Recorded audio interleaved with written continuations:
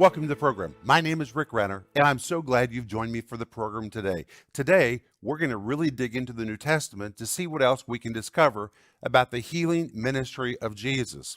In the previous two programs, we looked very in-depth at the words of sickness which Jesus healed, particularly in the Gospel of Matthew and the Gospel of Mark. We looked at Matthew chapter 4, verses 23 through 25, and we pulled apart all the words that are used in those verses describing the healing ministry of Jesus, how Jesus healed, and what categories of sickness he healed. Then we went to Mark chapter 1, verses 32 to verse 34, where we also begin to look point by point at all the categories of sickness that Jesus healed, and we saw how he healed them. We saw Jesus healed primarily these categories. Number one, he healed a sickness which in Greek is called asthenios. And this word asthenios is a Greek word which includes every kind of sickness and disease. It means when Jesus was conducting a healing service, every sickness you can imagine was in the crowd. Nothing was exempt. When Jesus stood on the stage or when Jesus stood in the midst of the crowd, he was surrounded by asthenios, every imaginable kind of sickness. There was no sickness exempt from being healed by the power of Jesus Christ. And likewise, there is no sickness that exists today that Jesus cannot heal. He healed asthenios, every form of sickness and disease. Then we saw in Matthew chapter 4, particularly verse 23, Jesus healed all manner of sickness and disease. That word sickness is the Greek word nosos. And that particular Greek word describes a terminal condition for which there is no natural cure.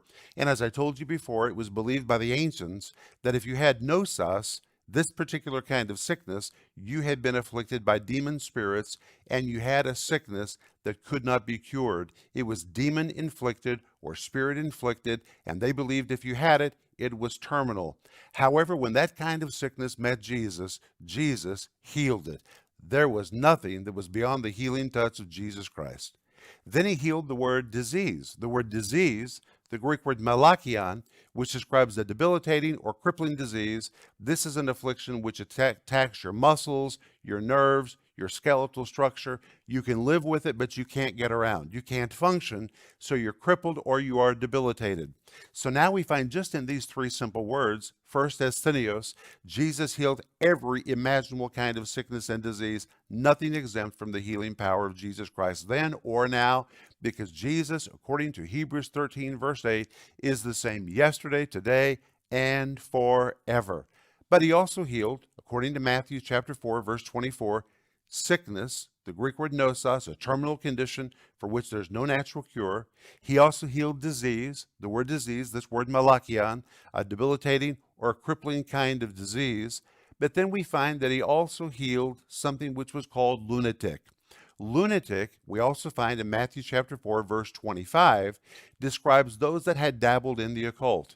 And during the season of the full moon, those who had dabbled in the worship of the moon or the worship of the cosmos, or those who were involved in somehow the zodiac system, they became afflicted by demon spirits. And when they became afflicted, they were called lunatic, which is a Greek word which really means moonstruck, or during the season of the moon, they came under demon spirits.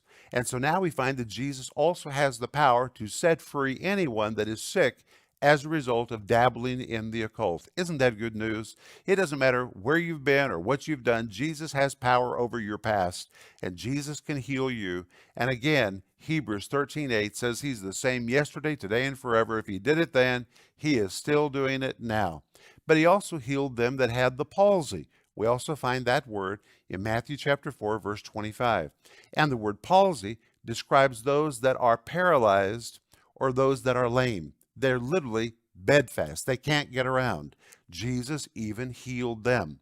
So when you take these verses in Matthew chapter 4, verse 23 to 25, you find everything that needed to be healed, Jesus could heal. And when Jesus had a meeting, they all showed up.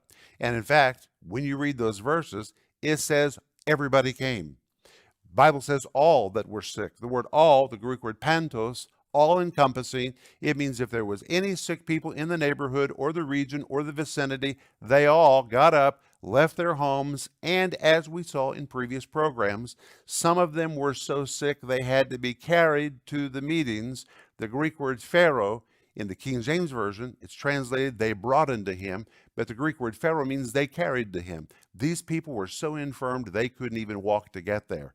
But if there was anyone in the vicinity that was sick, everyone made an attempt to get them and bring them to the meeting. And when Jesus had a meeting, basically the town vacated. Everyone went to where Jesus was. The homes were empty. The places of business were empty. When Jesus came to town, wow, it is amazing what took place.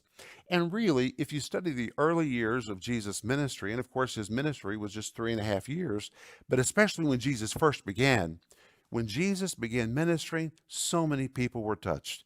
If you begin to compound together and compile all the numbers of people that were touched and were healed, it ranks in the thousands and thousands and thousands of people, which means that when Jesus came to a city, the health of the city got better. Jesus literally changed the atmosphere. He changed the general health of the population. That's what happened when Jesus came. And again, he's the same yesterday, today, and forever. If Jesus has come into your home, your health ought to be getting better. Because where Jesus shows up, he shows up with healing, miraculous powers. Now, we also covered the word healing. The word healing that is used 95% of the time in the four Gospels is the Greek word therapeo. And I'm sure you hear another word in that. It's where we get the word for therapy, therapeo. It describes healing that is supernaturally delivered, but the healing doesn't take effect until the recipient corresponds. It's just like therapy. If you go to a therapist, the therapist doesn't do everything for you. The therapist may assist you. The therapist may advise you and coach you, but you have to do something. If you have a hand that's broken, you have to begin to use that hand. If you have a limb that is withered or a limb that has been affected, you have to use that limb. You've got to do what the therapist is telling you to do. The therapist can help you. He can advise you. He can deliver to you the information that you need, but you have to respond to his therapy in order for you to be healed. That word therapeo is the word that is used 95% of the time to describe the healing ministry of Jesus. So it's very easy for us then to imagine the healing ministry of Jesus. Jesus didn't just lay hands on people and move on, but Jesus took time with people when he ministered to them. For example, if a man had a withered hand, he didn't just lay hands on that person, but he told the person to do something with his hand. Stretch forth your hand. The Greek says he healed them, or it literally means he therapied them. Likewise, when we pray for people, it's so vital that we don't just lay hands on them and move on. Take time with that person. If they couldn't bend over, tell them to bend over. If they had a problem with their leg, tell them to move their leg. If they had a problem with their hand, tell them to use their hand. They need to correspond. They need to somehow participate with what you're doing, because it's their participation which seals the deal. The power is delivered, but them responding is what seals the deal. That's what this word therapeo literally means. Jesus therapied them. That is what the Greek means. Of course, we're not talking about natural therapy. We're talking about supernatural power, which Jesus delivered either by speaking to them or by laying hands upon them. By speaking or laying hands upon them, Jesus delivered the supernatural power. But because the word therapeo is used, we know they had to do something physically to respond, and that's when they were healed.